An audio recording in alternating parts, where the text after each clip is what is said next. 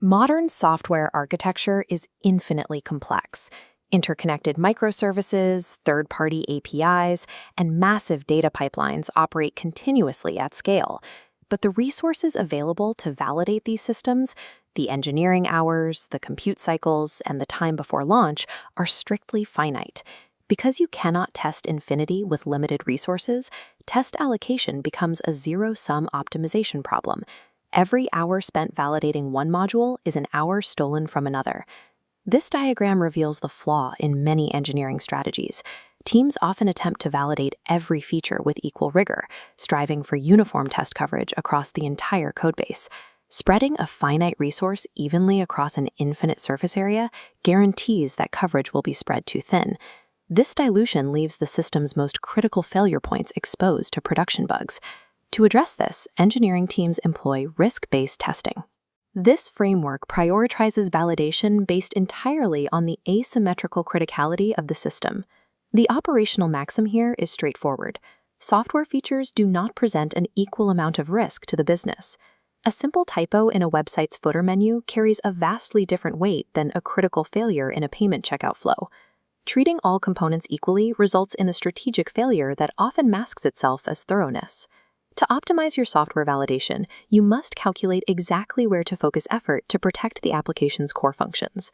Rigorous, mathematical prioritization delivers more systemic stability than the completion of a comprehensive checklist. This optimization relies on a simple calculation: risk equals impact multiplied by probability. By using this equation, we treat risk as a calculable metric rather than a matter of human intuition. Impact is the exact operational or financial damage the business incurs if a specific feature fails. High-impact failures directly threaten business continuity. These include catastrophic data loss, security breaches, or downtime in revenue-generating services. In contrast, low-impact failures, like cosmetic UI glitches, do not halt core operations or incur significant costs. Probability is the statistical likelihood of a feature breaking in a production environment. A module's probability metric rises due to underlying code complexity, large code commits, and historical defect density. External factors like deep dependency chains or high-frequency usage paths also increase the mathematical probability of a failure event. Calculating the cross product of these two distinct variables reveals the objective threat level of any software component.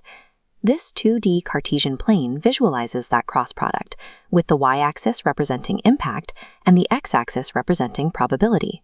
Mapping components against these two axes creates a clear, actionable hierarchy for the engineering team. A payment gateway module plots high on the y-axis because a failure blocks revenue, and high on the x-axis because it integrates with volatile third-party APIs. It lands in the upper right quadrant. This placement designates it as maximum risk, requiring immediate and heavy validation. A user avatar upload module scores low on both impact and probability, landing in the lower left quadrant. This module is designated as minimum risk. A failure here allows the business to continue operating normally. A core database query sits extremely high on the impact axis. Because it runs on stabilized, rarely modified legacy code, its probability of failure is moderate. Its high impact necessitates attention, even with a lower probability of failure.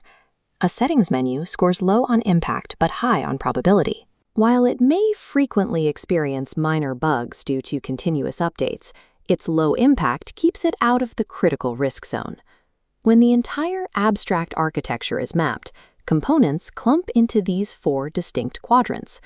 This completed Cartesian map provides the data-driven foundation for a targeted execution strategy.